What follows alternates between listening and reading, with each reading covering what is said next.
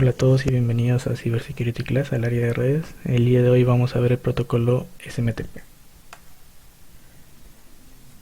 Sabemos que el protocolo SMTP por clases anteriores pertenece a la capa de aplicación. Entonces la pregunta antes de empezar la sesión sería, ¿es gracias al protocolo SMTP que podemos leer nuestros correos electrónicos? Empezamos la sesión. ¿Qué es SMTP? SMTP es el Simple Mail Transfer Protocol, que vendría a ser un protocolo de comunicación para enviar correos electrónicos a través de Internet. Opera con una serie de comandos de texto que son enviados directo al servidor. Cabe resaltar que este protocolo es solo para envío. En 1982 se diseñó el primer sistema para intercambiar correos electrónicos en ARPANET, el cual ha sido definido en el RFC 821 y 822 por Jonathan Postel. SMTP se basa en un modelo cliente-servidor donde un cliente envía un mensaje a uno o varios receptores. La comunicación entre el cliente y el servidor consiste enteramente en líneas de código, las cuales están compuestas por caracteres Unicode. En estas imágenes podemos ver el RFC 821, en donde se define el protocolo. Se define el protocolo, cómo se va a usar, algunos comandos y como su relación con otros protocolos. Aparece la fecha de definición de este protocolo, que sería 1982, y el autor. Ahora, con el RFC 822 es diferente, es como una añadidura. En este caso vemos cómo es, o mejor dicho, el estándar del mensaje que se va a enviar. Se van a ver cosas como la sintaxis, los campos que deben llenarse, etc. Y este es un ejemplo de cómo procedería el envío de un mensaje mediante el protocolo SMTP, viendo cuestiones como mail from, RCPT2, data, etc. Esos serían los comandos, los cuales vamos a ver en unos minutos. Ahora, ¿cómo funciona actualmente SMTP? Actualmente funciona con las variaciones del RFC 4409, que es una modificación al modelo 822 y 821. En este caso, el correo es presentado por un cliente de correo, que sería el MOA, a un servidor de correo, el MCA, el encargado de aceptar los correos, el cual, utilizando SMTP a través del puerto 587 o en la mayoría de casos el puerto 25, recibe ese correo enviado por el MOA. Desde ahí el MCA entrega el correo al MTA, que sería el encargado de las transferencias. En la mayoría de los casos el MCA y el MTA trabajan en una sola unidad. Para lograr la localización del servidor objetivo, es decir, a quién debe enviar el MTA el correo, se tiene que hacer una búsqueda en el sistema de nombre de dominio, en este caso utilizando un registro de intercambio de correos, que es conocido como el registro MX, uno de los tantos registros que usa el DNS, que se usan en DNS. El registro, el nombre del dominio es la parte de la dirección de correo que va después del arroba. El registro MX contiene una lista de servidores y número de preferencias.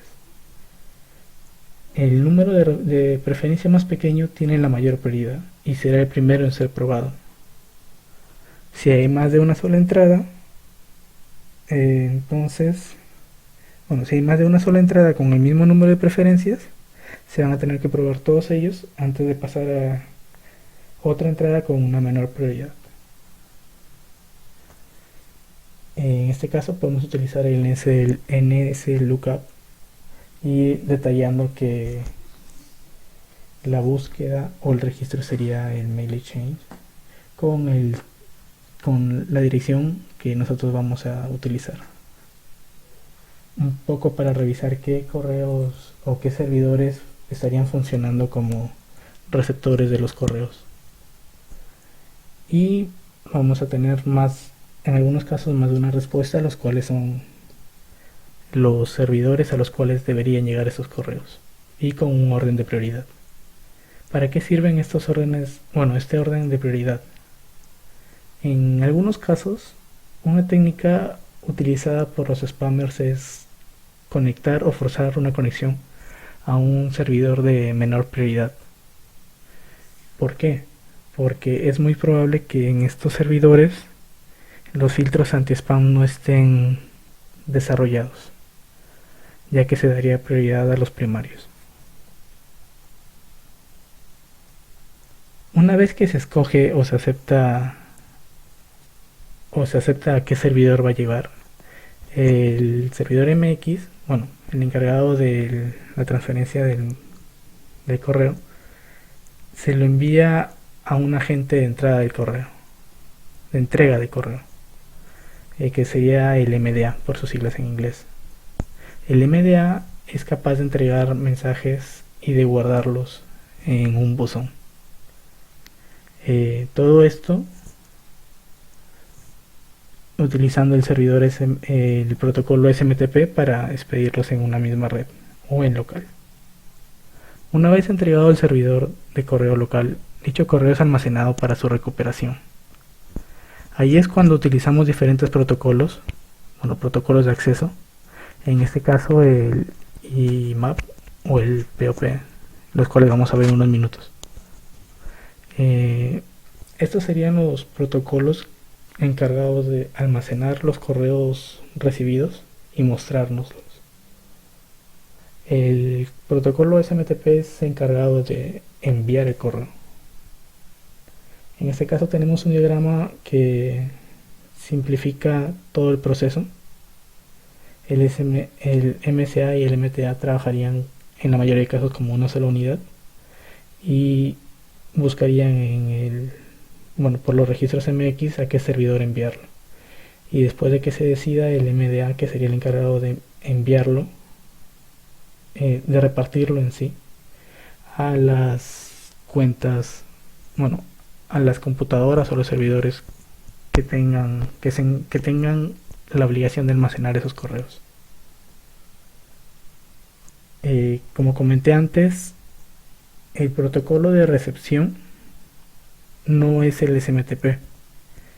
Actualmente los dos protocolos, actualmente cuando uno quiere configurar un correo electrónico en un dispositivo, ya sea celular o tablet, o simplemente quiere configurar su cuenta en Outlook en su laptop, le van a pedir que escoja qué gestor, le van a pedir que escoja qué protocolo utilizar, el IMAP o el POP3. La mayoría escoge el que les muestra por defecto, ya que aparentemente no hay una diferencia. Esto se puede ver cuando tratas de configurar algún dispositivo que reciba los correos, más que nada para automatizar tareas, o en los casos más comunes para recepción de correo y poder tenerlos a la mano. Ahora vamos a hablar acerca del IMAP, que sería el Internet Message Access Protocol. Vamos a ver sus ventajas y desventajas. El IMAP trabaja directamente sobre el servidor de correo. Para consultar el correo se conecta al servidor y muestra el contenido que hay. Cuando envía un correo es almacenado en el servidor y es accesible desde cualquier otro dispositivo que consulte el correo. En algunos casos, esos correos pueden ser guardados de forma local, utilizando este protocolo. Las ventajas son de que el correo es accesible desde cualquier dispositivo con acceso a Internet. Al trabajar directamente con el servidor de correo, cualquier cambio es visible desde todos los dispositivos que accedan a la cuenta. Las desventajas son de que al almacenar el correo en el servidor es más sencillo llenar la capacidad del buzón. Y no hay compatibilidad con las configuraciones con otros protocolos, con el otro protocolo. Ahora el POP3, que sería el Post Office Protocol. El cliente de correo configurado con este protocolo se conecta al servidor y descarga los correos al dispositivo local. Una vez hecho, elimina los mensajes descargados del servidor estando únicamente disponibles de forma local. Con este protocolo los mensajes enviados solo están disponibles de forma local, aunque los gestores actuales permiten la opción de guardar copias de los mensajes descargados en el servidor, lo cual sería un doble trabajo. Y tienen la forma de actualizar de que los registros se eliminen por antigüedad, una antigüedad determinada. Tipo, este correo está más de 30 días, más de 60 días, se va a eliminar. Las ventajas es poder conservar un histórico de correo en local, sin necesidad de tener una conexión a internet.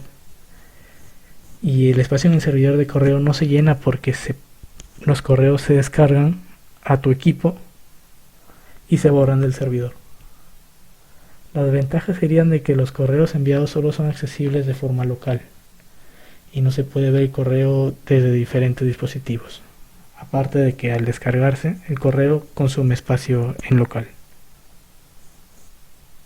Ahora, con el protocolo SMTP, en la mayoría de casos se utiliza el puerto 25, el puerto 465 y el puerto 587 son para cuando se hacen esas conexiones SMTP con el protocolo SSL, con la forma de encriptación.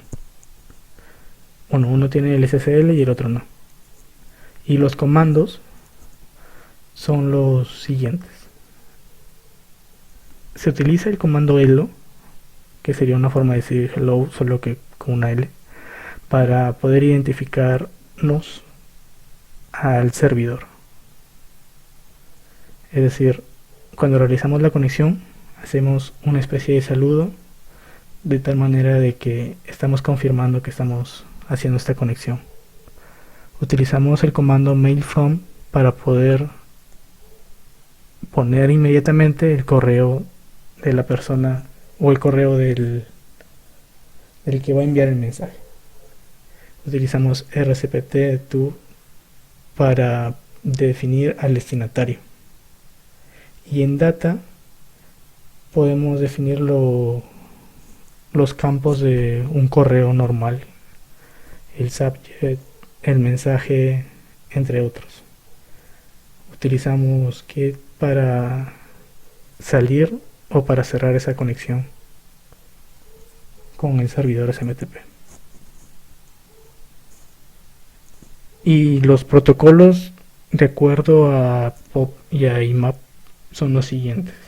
Para poder nosotros revisar nuestros correos utilizando el protocolo POP, en su mayoría vamos a utilizar el puerto 110.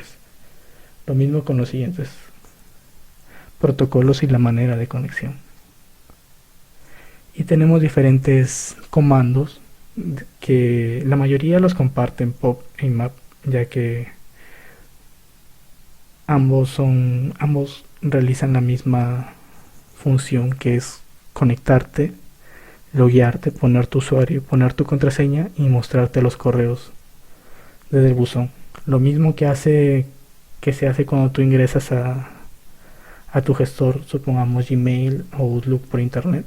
Lo mismo se puede hacer de manera, por comandos. Y para eso llegamos a la parte de la auditoría a un servidor SMTP.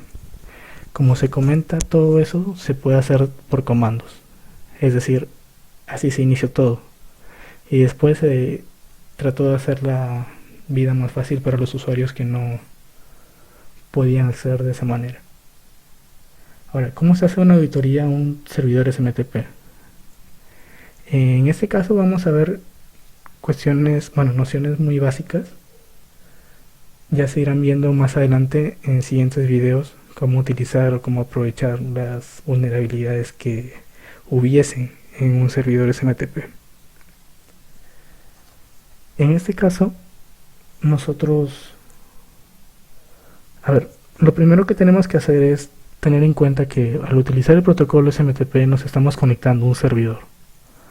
¿Y de qué maneras nos podemos conectar a un servidor nosotros? Utilizando una conexión SSH. O en su defecto utilizando una conexión por Telnet. Telnet es una versión antigua y sin seguridad del SSH. Es decir, si nosotros nos conectamos a un servidor, ya sea SMTP o FTP, utilizando Telnet, estaríamos, mejor dicho, toda la información que estaríamos enviando estaría en texto plano y podría ser esto detectado. Ahora, si nosotros realizamos una conexión por Telnet, utilizamos la sintaxis sería Telnet, la IP y el puerto. En la mayoría de casos sería el puerto 25. Una vez dentro, nos muestra, nos debería mostrar una conexión. A eso vamos. Utilizamos Hello para demostrar que estamos accediendo a ese servidor y el servidor nos va a dar una respuesta, que sería el 250. En la mayoría de casos sería un 250 OK. En este caso es el 250 más una respuesta del mismo servidor. Después nosotros utilizamos el comando mail from y definimos el usuario, el remitente. Le damos enter y nos va a mostrar un mensaje que sería el 250 OK. Después utilizamos el receptor, el RCPT2, y escribimos el receptor. Si todo nos da OK, es decir, si mail from nos muestra el 250 OK, lo que hacemos es lograr ya tener una conexión, un remitente y un destinatario.